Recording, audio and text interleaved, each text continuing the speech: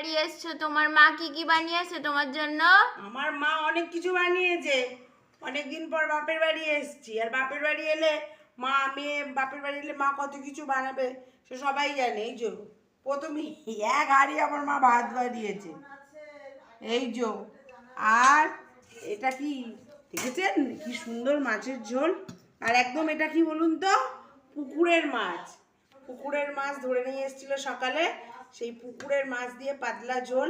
আর দেখুন দাগার পিসগুলো এরকম হয়েছে, এই দেখুন দারুণ হয়েছে, কালারটাও দারুণ এসছে।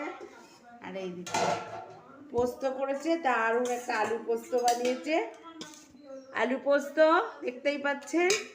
আর আছে হচ্ছে টক ডাল।